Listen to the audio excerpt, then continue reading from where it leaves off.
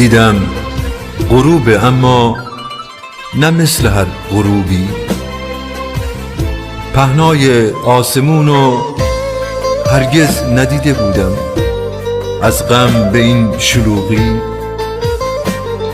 دیدم که جاده خسته است از این که عمری بسته است، اونم تموم حرفاش یا از هجوم بارون یا از پلی شکسته است، اونم تموم راهاش یا انتها نداره یا در میونه بسته است.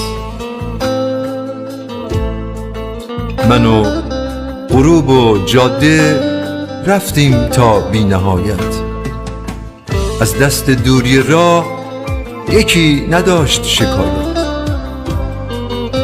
گم شدیم از غریبی، گم شدیم از غریبی، من و غروب و جاده.